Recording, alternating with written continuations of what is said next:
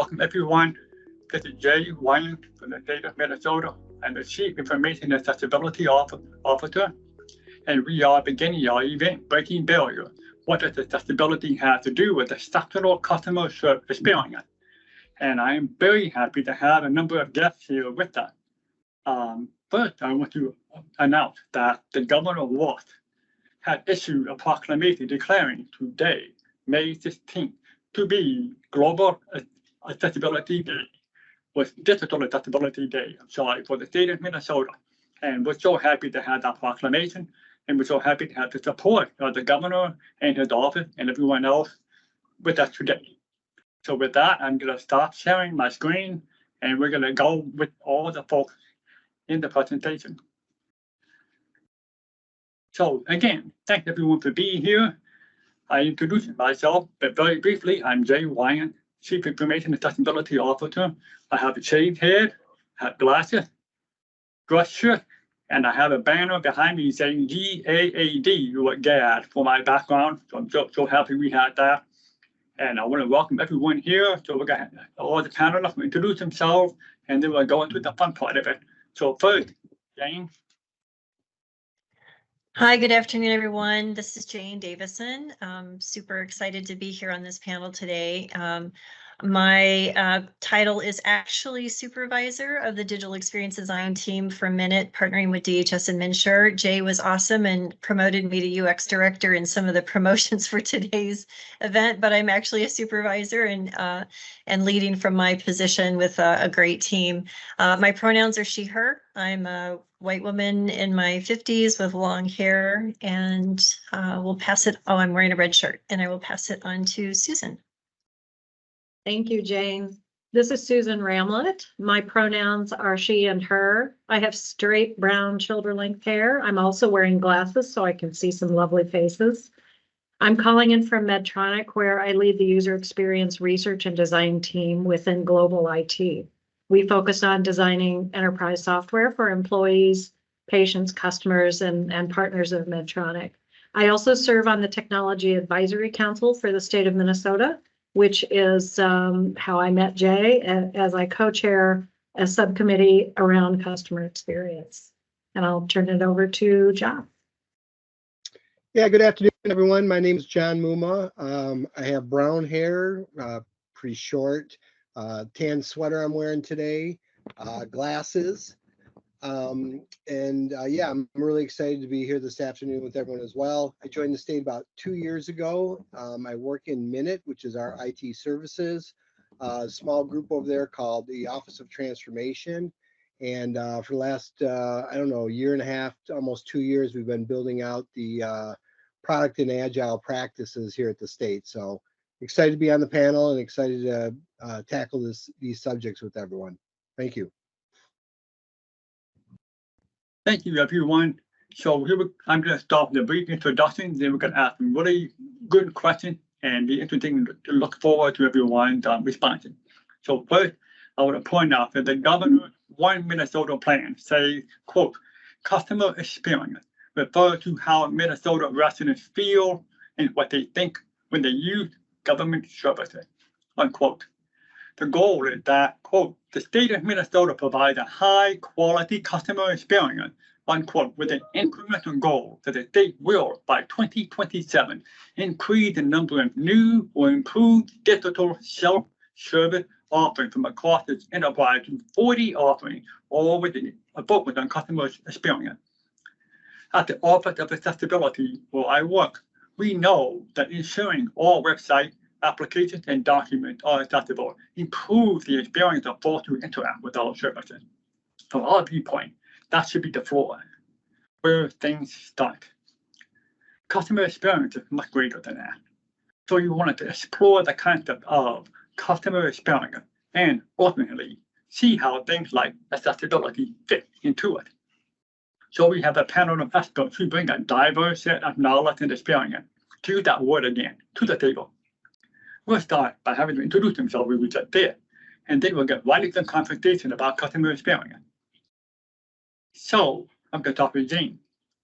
Jane, there have been a lot of overlapping buzzwords over the past decade, including design thinking, UX, or user experience, human-centered design, and yesterday we held a great panel on that topic with Jane produced, and of course, digital accessibility. How does customer experience or CX fit into all of this? This is Jane. So love this question. It's a great place for us to kind of level set with the term customer experience. And I know sometimes in the government sector, maybe the term customer is not always comfortable for us to use or to think about. But that's really the umbrella term under which kind of all these other buzzwords kind of exist. And I love that you refer to them as buzzwords because they probably are for a lot of people. They've certainly not been buzzwords for practitioners who've been doing user experience design and human-centered design, things like that for many, many years or even many decades. But as this type of work becomes more and more critical and important to really improving the experience of all the people that want to use and access your services, these kind of terms get picked up by other disciplines, you know, architecture, business and analysis, many spaces like product and agile, where these terms start to creep in and become useful in all of these other affinity disciplines. So I do have a slide, and I'm not sure if I can just pop it into the chat for you or if I should show it, but I think I'll just try popping it into the chat and see if it works that way. But if not, I can follow up with people after the event to provide those definitions. But there is some alphabet soup. There's UX, there's CX, there's IA for information architecture, UI for user interaction, also user interface design. So you'll see a lot of different terms. But ultimately, we do want to think about them as sort of living under CX.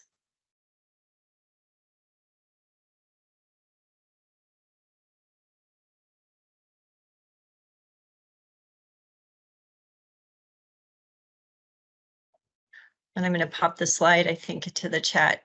If I just copy and paste, it's pretty large. And Susan has her hand up. Yeah, I love that, Jane. One thing that I wanted to also touch on, we've had a similar conversation that about is CX part of like how do these things fit together? And I actually kind of like the idea of starting with accessibility, because if you can't access the thing, there's no experience. So it really has to start there, even though it all falls under the customer experience label. I think you really have to start with accessibility, or you're excluding a large part of your audience. This is Jane.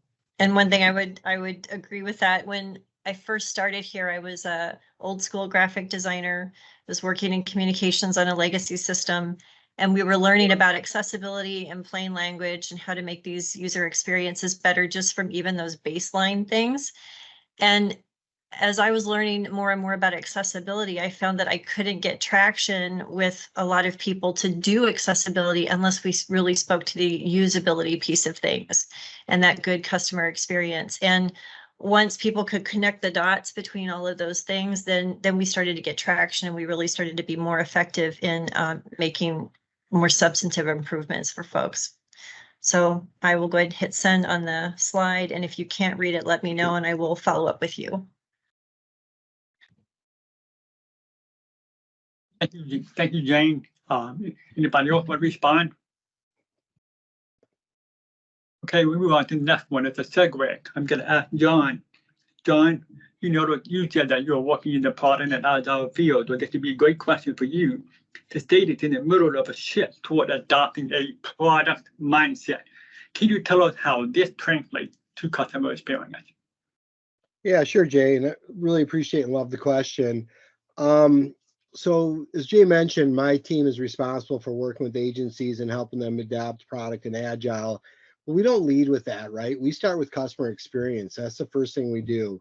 We want to talk to people why customers experience, the benefits it has, not just for the people that we serve, and that'd be residents, businesses, visitors, etc. But it also has a ripple effect on staff that are involved in delivering these services, right? And then also when we talk about customer experience, we start out a little bit broad, and you know, within there we think of, you know, user experience falls within there, staff experience falls within there, but we still, again, we want to start out broad. And then as we work through these different products and services, we'll start getting a little bit more granular. And they're all interconnected, if you will, right? So we work for the state. A lot of the times the people that we interact with, like businesses that we grant licenses to and stuff, they're not necessarily the ultimate end beneficiary, right? It's the public. One of the teams we work with, they issue licenses to local retail establishments that serve like food and beverages, right? Well, the goal of these licenses is to make sure that the establishments are producing this food in a clean, safe environment so folks won't get sick, right? Well, our direct interaction is with the users, who would be the businesses. The ultimate end beneficiary is going to be the consumers who consume the food and beverages. Another thing about this whole customer experience mindset is that we want to let folks know that this does include staff as well. An example that I always like to give is like, everyone can relate to this, I think. You know, you've gone into restaurants where the crew that's working there, maybe they're having a bad day, right? So when you go into a restaurant and maybe your server's having a bad day, you're probably going to have a bad experience and walk out of there. But if you go into a restaurant and you have a great experience, or I'm sorry, your staff is in like really good mood, and you're more bound to have like a great experience, a positive experience on it. So there's a connection between the customer experience as well as, you know, staff and user experience on all this. And then other studies show that some of the ways to create the best customer experience is actually to focus starting with the internal staff experience as well. So again, they're all interconnected. As far as our movement to product, we start talking about, okay, customer experience is the focal point. This is what we want to improve. How do we get there? And that's where we start introducing concepts around product and concepts around agile. We're focused on the ultimate outcome, which is that improved customer experience, improved user experience, improved staff experience. And then we start to, you know, kind of weave in like, these are the approaches and the tools we have in our toolbox to achieve those goals. So not sure if anyone else has thoughts on that. Thank you, John. Jane, Susan, anything you thought you want to share? Go ahead, Susan.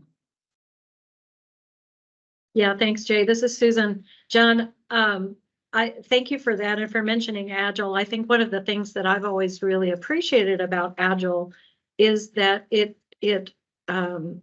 defines work in the context of user stories.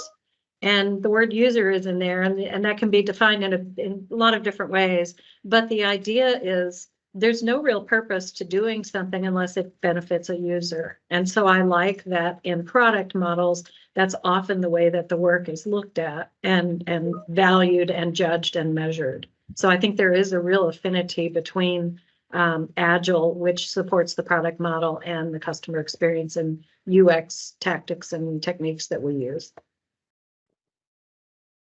And if I, go ahead, this Jane. is Jane, if I could add to that as well.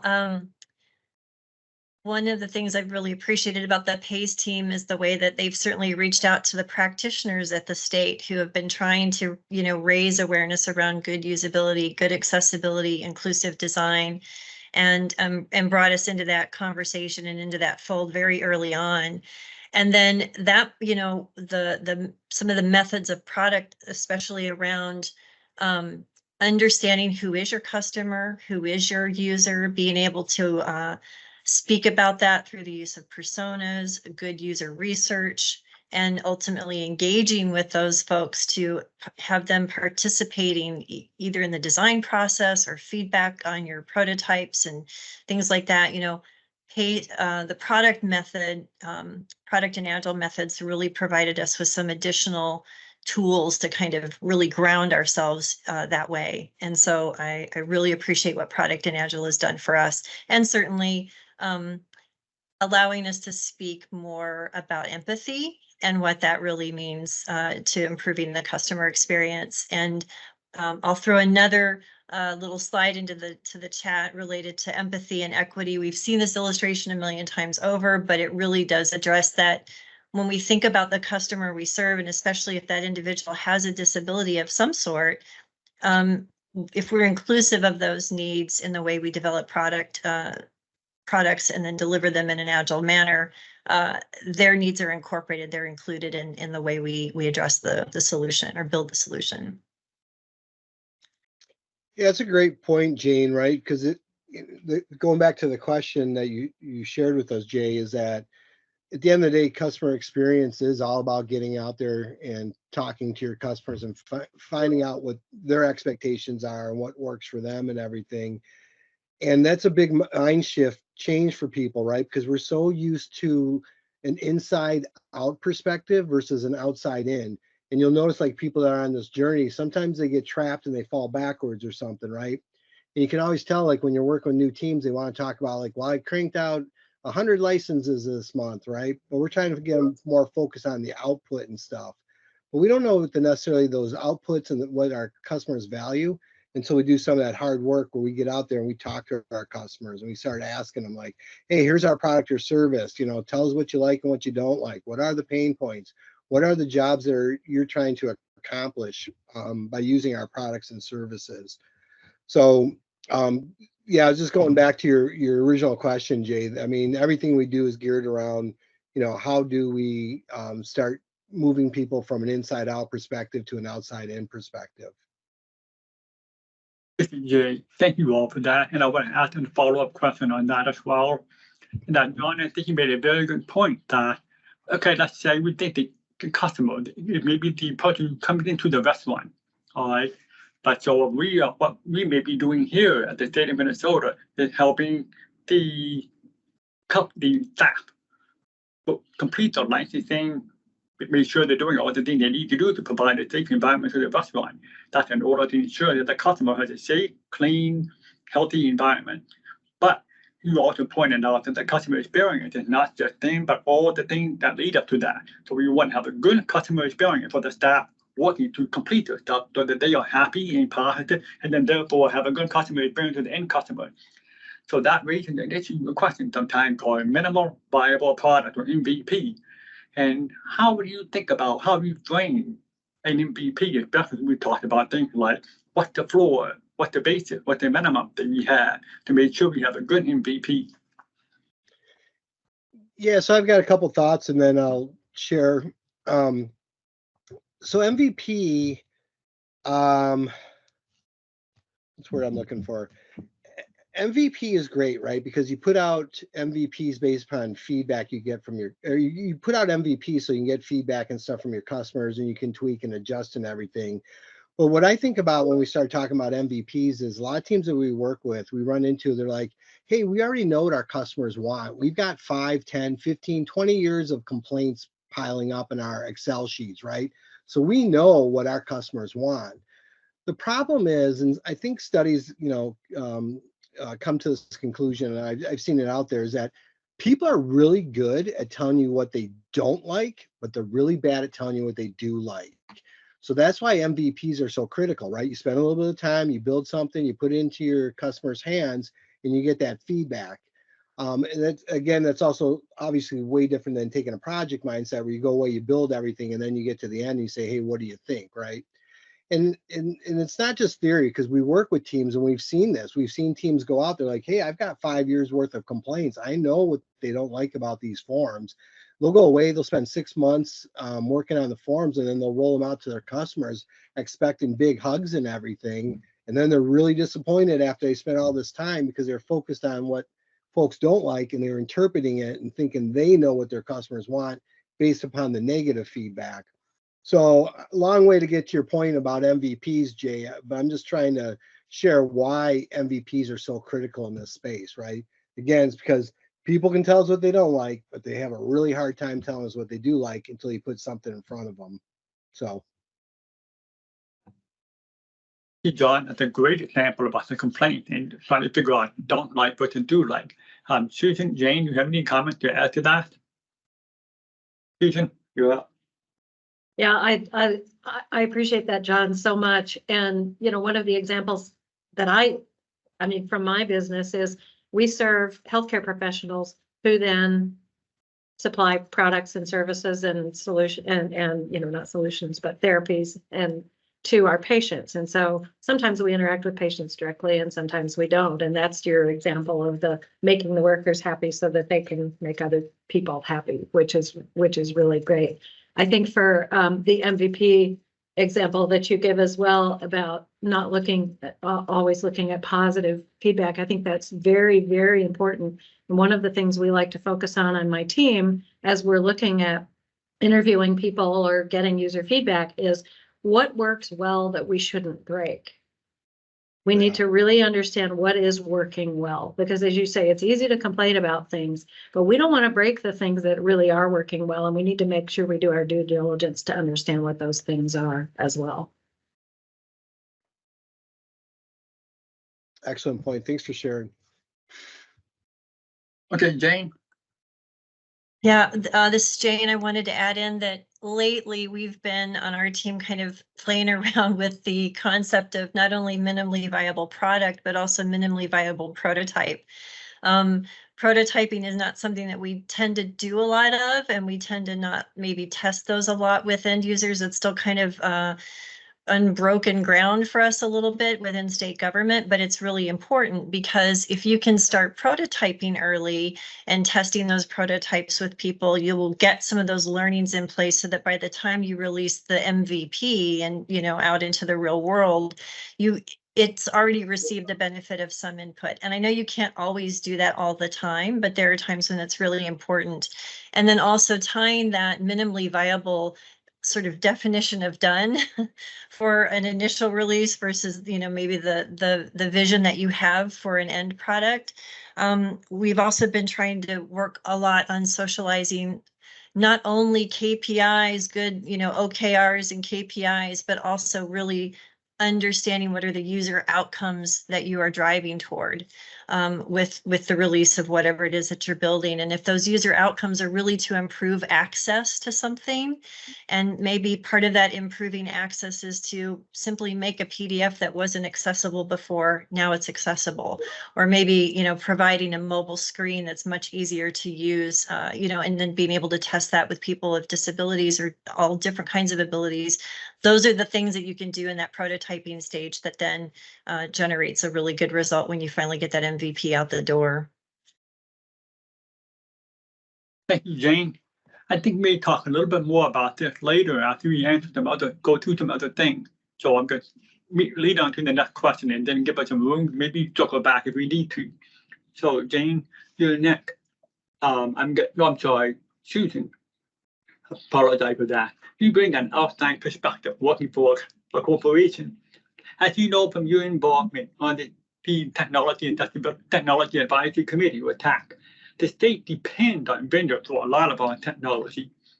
What can we at government do to get vendors to support our customer experience goals?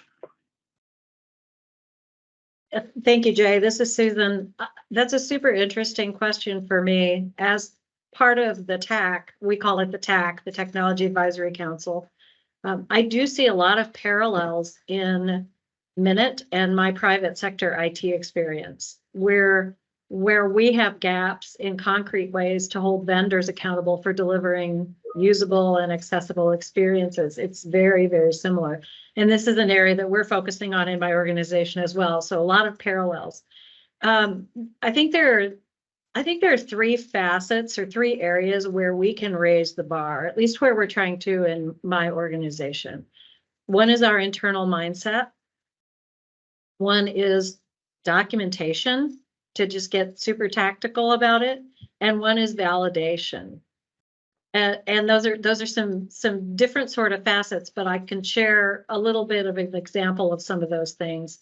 So from an internal mindset perspective, making sure that our internal teams are starting with the persona, with the end user in mind. What are the user outcomes supposed to be, as we've been talking? Building that mindset with training, and even something that we're working on in some areas within IT is encouraging goal setting. I'm not sure if as employees you have annual goals that you set for your performance. We do, and we're asking people to set goals around this so that they are owning the mindset, building the mindset, taking the training, doing the things they need to do. Including, so from a documentation perspective, including customer experience and accessibility requirements in our RFPs and in our vendor things. I know the state does this already to a good extent.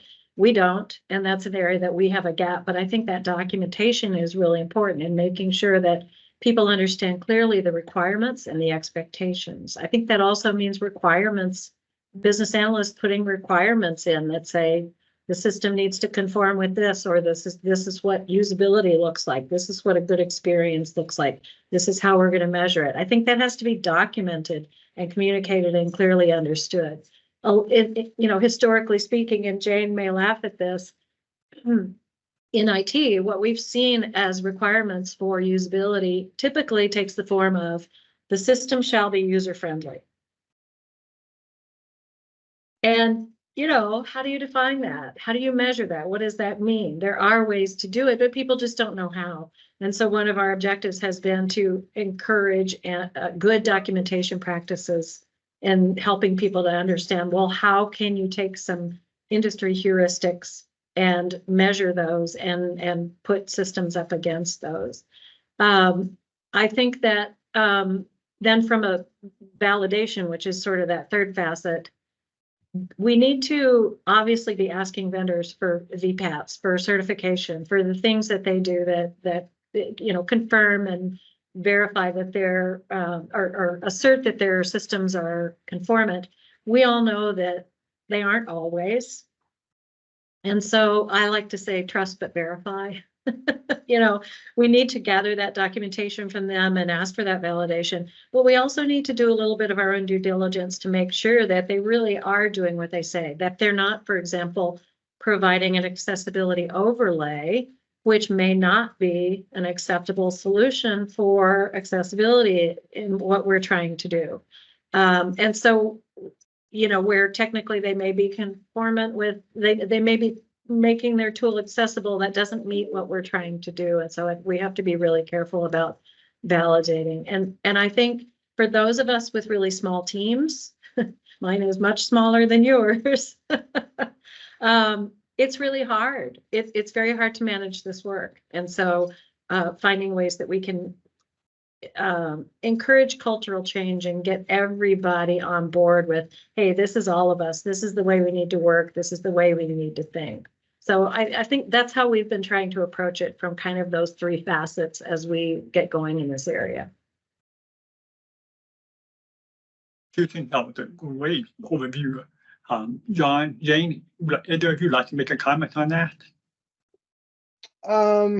Yeah, I mean, it's a big area. It's a big question, Jay, right? I think I'm going to go a little bit off tangent possibly, but it's because I've had so many of these conversations lately, and I'll come back to the question, I hope. A lot of times folks get into this impression that, because we work with vendors and everything, we can kind of push off a lot of that work onto the vendors, or because we work with vendors, we can't do this type of work. And that's what I'm wrestling with a lot of times right now. Like, well, we're working with vendors, so we can't do accessibility and we can't do customer experience and everything. But what we try to tell folks is that customer experience and accessibility should all be done up front before you even worry about which vendor to work with. I mean, that's really it at the end of the day. That work that we do up front should drive the vendor selection and everything. And that's why it's really important for us to build a lot of these skills in-house, right? We already got staff all over the state that really, really know their customers, their users, their community partners and all that. So they've got a lot of that business and context and everything. We just got to make space so that we can have folks go out and spend more time with their customers and their users and getting feedback and asking those questions and throwing MVPs out there and getting feedback on it. So that's kind of the way I look at this, Jay. I think I am answering the question in the spirit that it was asked. But these are a lot of conversations that we're having right now. Folks will come to us and like, hey, we're working with the vendor. We can't do accessibility. We can't do customer experience. I'm like, oh, no, you should actually probably do that before you even worry about which vendor or which technology to use. So those are my thoughts on it. Thank you, John. Susan, I see you want to have a response as well. I do. John, you absolutely answered that right on. One of the focus areas that we've had on our team is how do we encourage people to include my team in solution selection activities? So it is that RFP, it's that early on process. And you know, realistically, when we think about enterprise software, some of this stuff is stuff that we need to get our jobs done. And it's not always going to be delightful. It's not always going to be accessible. It just isn't. But we need to make the best choice that we can. And we have to realize that any accommodation we make for usability or accessibility is going to fall on us. And so we need to at least be having those conversations and set expectations. And also the work that we do in UX that isn't design, which is a lot of what we're talking about. We aren't designing these third-party solutions. A lot of that work can be used as data to inform organizational change management. It can also be used as data for contract negotiations. So if we're working with vendors and before we sign a contract, we can say, hey, we did a usability study and these are some problems that we identified. How are you going to mitigate these? Put them on your roadmap. So we can move the bar in a positive direction and start to have those conversations. It's never going to be 100%. But let's always do better and let people know what those expectations are. So again, you know, the more we get this in upfront, to your point, John, absolutely, that can provide, you know, at a minimum, we can't change a line of code, but we can identify usability issues that can inform how we train our users. We can inform how we write support articles, knowledge articles for our support people. And having that data ahead of time is better than finding it out later. There's a really great quote. And if anybody of you, if anyone knows who said it, I will give attribution because it wasn't me, but it's a UX professional who said, users will test your software. You decide if it's before launch or after launch.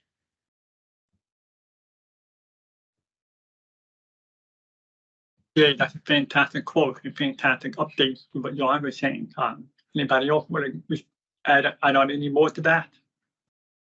This is Jane. I feel like there's not much to add. I mean, I really appreciate what John, I like that you just stepped into the reality of these conversations that we're having right now, and just being honest about that is really, really what we need. And, you know, I think that I've had we're kind of experiencing some similar stuff on our side as well. And I've gotten to the point too, where, you know, I have a lot of empathy for our leaders who are not practitioners in accessibility, not practitioners in UX design, maybe haven't, you know, come up through the ranks as an analyst, but maybe they did something else. And that's not a knock on their skills, but you will have vendors that will profit off of exploiting your knowledge gap versus having vendors that really are a good partner with you. But that does require us on the inside to come with a good game plan, a good strategy, solid expectations. So Susan, I really love what you said about like, hey, we did the usability study. We've done some research and here's what we're looking for in the solution. And then, you know, having them demo that and bring that to you, because at the end of the day, we are sitting in quite a bit of affluence when it comes to dollars on these contracts. And so really leveraging those dollars, that is your power. And really advocating for accessibility and good usability through those contracts is key. And then, you know, we're also looking at how a design system can be leveraged to improve accessibility and user experience.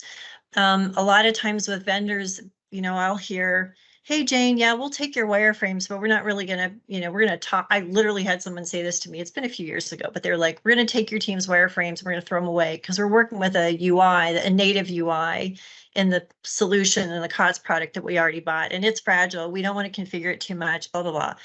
And so what happens when you let the native UI dictate the look and feel and the usability and that customer experience of using that product, and you don't ask that UI to conform to your standards, that's a missed opportunity right there. So we have a little bit of work to do in terms of getting good design and style guidance and good accessibility baked into components and design systems that we use first, and then we can use those with vendors to kind of see how far they can they come to meet us in that space. Yeah, I love that response, Jane, and I think for all of everybody here making a great point that, and this is Jay Wyant speaking, a great point that every vendor we work with, it could be our partner. They're part of a relationship that we're going to build with them. Maybe a short or long-term relationship, but most likely longer term. They want you to buy or start using something, they're going to be there for a while. So we need to not only say, are they willing to work with us, be better, but more important, are they even able to work with us, make it better? Do they have, if they're working with legacy software, they might have the best of intention, but there's only so far they can go with it, as opposed to somebody who's using more updated or current software and technology that they can actually continue to improve on. And we can then work with them on that. So great point, everyone. You're going to show it on us to know who are we buying from, who are you working with, before we can even make that agreement to them. Go ahead, Jane. Can I just make one plug too? So we always joked about this in the digital accessibility coordinator space, is we call it the cube drive-by. And it's, Susan brought this up, and I think John did too, about get involved early with your digital accessibility coordinator when you're preparing that RFP. Don't come to them 3 days after the RFP was going out for bid and go, hey, we talked about accessibility in paragraph whatever. Is that okay? No, you don't drive by their cube at the 11th hour. Try to bring them into that conversation very early and let them help you with that, because the DAs, the digital accessibility coordinators at the state, are smart people. Yeah, absolutely. The whole concept of bringing the conversation in at the beginning, all of you have talked about. You need to think about accessibility, user experience, and all that at the very beginning before you start making the decision of what kind of technology you want to buy. Because sometimes you may think, we want that shiny new thing. But you start first, you start thinking about it. Maybe it's not that shiny new thing, but that nice blonde thing over there that actually will do the job better and have a longer term deal for you. Susan. This is Susan. Thank you, Jay. That makes me think of another point that John was talking about, agile and the product model in your question to him.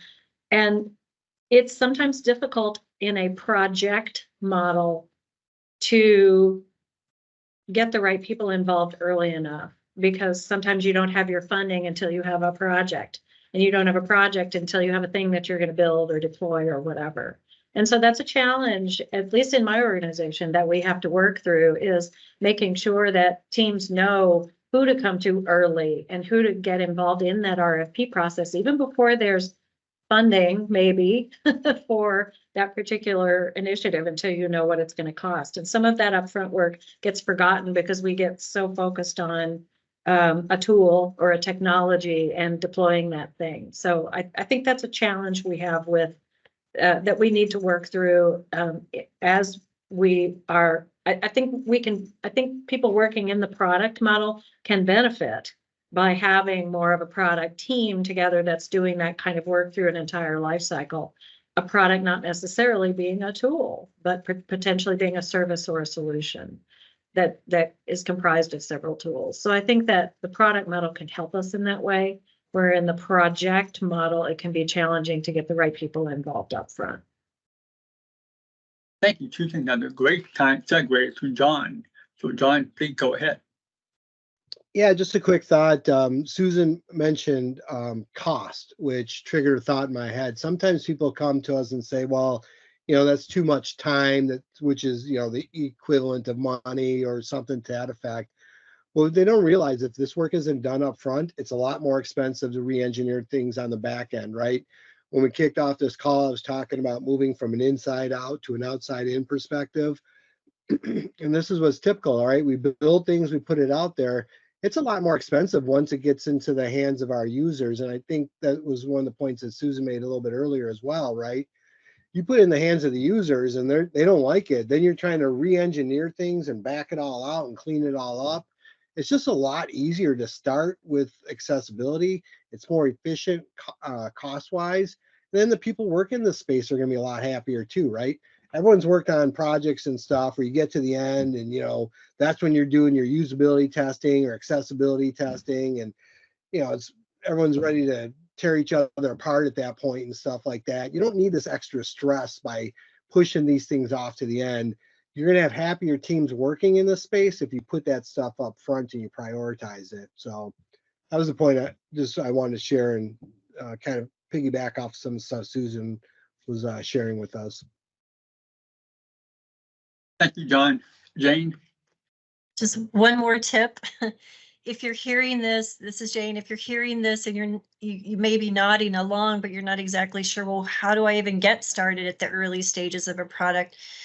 Check around your agency for things like an equity tool. That's something that's getting traction in many spaces. It's been around for a long time, but sometimes an equity tool or an equity analysis allows you to do that thinking work in advance around what are the impacts to different users if we do this thing, and what does that mean, you know, if the equity piece is around disability or race or, you know, a certain population that you want to address. And so that can be a really good way to, like I said, that's a good way to do the thinking work in advance and then bring the right people to the table to help you with that. Sometimes those equity tools inform business cases. Sometimes you can use the business case or a business case template to do that. That's something that's been working at DHS. I know with product that there's plenty of additional front end ways to kind of front load this with the way you, you know, again, develop your personas, maybe do some customer experience mapping to understand how things are already working for people or not working. But that will help you drive with empathy and get out of that fixed mindset that we can't do it, the vendor can't do it, you know, we just don't have the political will or the capital to do it, you know. Throw that fixed mindset away and start looking for other ways to really do that critical thinking up front and your research and play around with your designs in the beginning with folks. And then that way that helps you again get out of that fixed mindset. Thank you, Jane. I'm so glad you brought up the equity tool. That is, those equity tools actually are being driven by the governor's office initiative regarding equity, and they've asked every agency to build an equity tool. However, I want to note that Minnesota IT Services has an equity tool that they can make available to any agency if they don't already have one.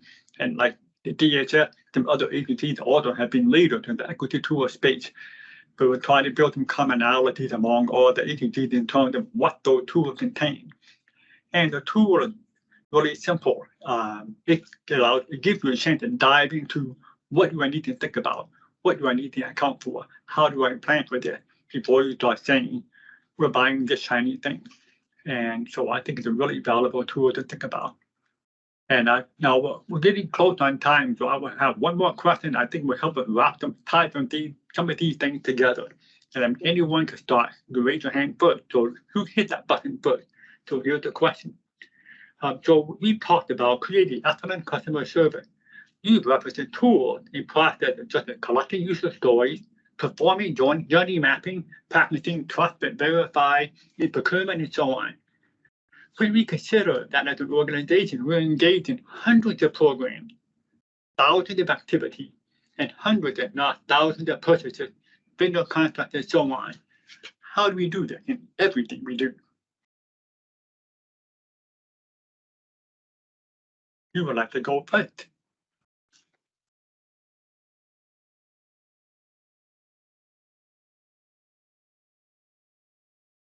Okay, Susan, you're on. I can start, and then it'll be nice to finish with people that are in the state. But from my outside perspective, I think scale. I mean, I would call that scale. How do we scale when we have small teams? How do we scale when we have grassroots initiatives of people trying to do the right thing? On the Technology Advisory Council, in our customer experience subcommittee, one of our charter items this year, our main charter focus this year, is to permeate. How do we share the winning recipes? As one of our mates calls it, the winning recipes, like the state fair, with other people. So when there's a case study, share those case studies. When there's a user group, get those user groups together. Those are ways that you can start to scale and share the goodness of what's going on in various agencies. The state is very siloed. My company is very siloed. We have a lot of similar challenges. And so how do we get together in organization, ways that people can share and leverage the research that's going on, or leverage the best practices and so on, and learn from each other. And I think a key part of that we're also exploring on the TAC this year is that I've been really interested in lately is storytelling. How do we tell good stories about the impacts of what can be done with this kind of work, and improving our storytelling abilities and getting those stories out there, finding ways to do that. I think the more that we can, the more we can do that, the more we can advocate for these practices. It's a little bit heady, but I think it's the permeation and getting people excited about it and really sharing it out and finding ways to do that so that people want to jump on board.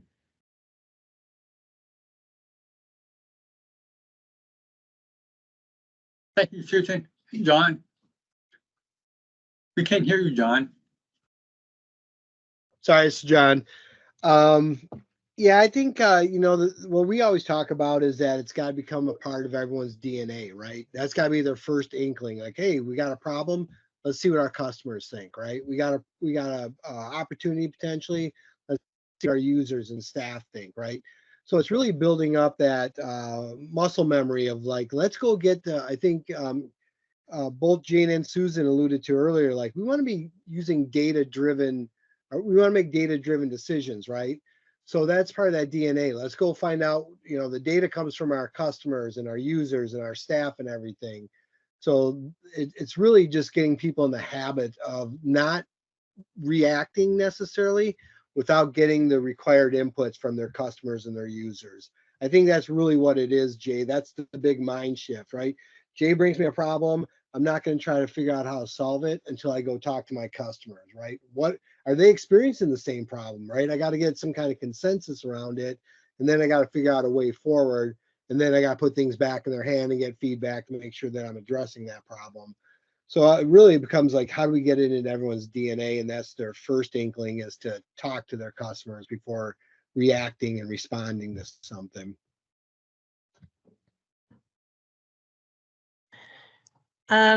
You didn't, this is Jane. My turn.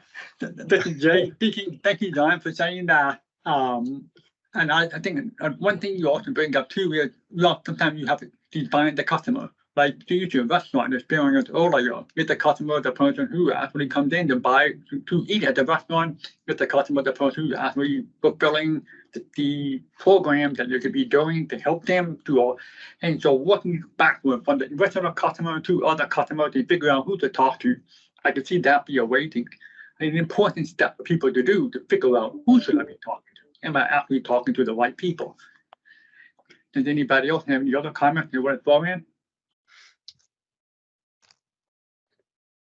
Well, this is Jane. I guess I was going to maybe offer, it's been several years ago. I know Jennifer Palka's book, Recoding America's getting a lot of buzz.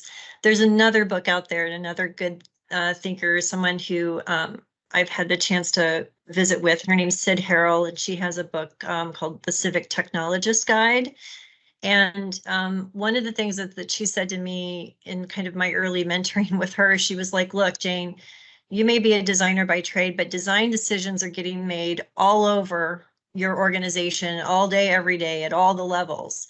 And so, I think John alluded to this, and certainly Susan did too, that part of this is also about, if you want to scale, we've got to invest in our talent right here and really build the capacity here for developers and analysts and different folks to be able to make those good design decisions as they pertain to good user experience and good accessibility.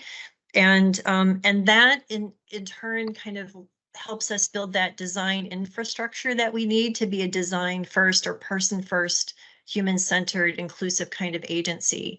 And so there's a lot of infrastructure that's now being put in place around product and agile that's, lending itself well to then helping us not only make good decisions on the fly, but then kind of codify those into good standards that can, and good components and designs that can be reused and kind of make us a lot more efficient. So those are just some thoughts that I had, is like just investing in our people here and making sure that we have that good capacity for good design decisions at all levels of the org. I think that was a great way to summarize a lot of these issues that we've talked about. And I would like to add also to that to maybe talk about core things that we think everyone should know. Now, we mentioned earlier in this conversation about core things like accessibility and UX. And we can point out, for example, that accessibility, as we know, like the World Wide Web content accessibility guidelines or WCAG, has very measurable, specific things that sometimes seem pretty sophisticated to people, and they are in some way, but they represent the lived experience of users. And they were based on people going out and doing that user experience, doing that design thinking, and asking people what works for you, what doesn't work for you, and using that to codify that into these criteria.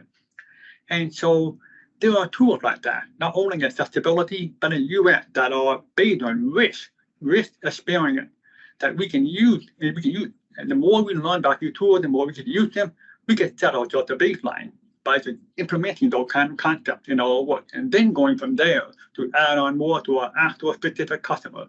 So I think we have a lot of tools here that we just need to help people understand how to use, and then go from there and our experience it. So that's all my code up to this. But if anybody else would like to add some more remarks before we close off for the day, we had a wonderful conversation. Anyone else? No? All right. Well, again, I want to thank everyone. Susan, John, Jane, our interpreter, our coordinator, our staff who are helping us with the managing the event. Everyone for putting it together and making it all work. I so much love the conversation. I can't wait for the recording to get shared with even more people out there. So again, thank you all so much for doing this and for such a wonderful conversation. Now it's time for us to spread the word, spread the joy, and help everybody understand how to make a good customer experience. Thank you.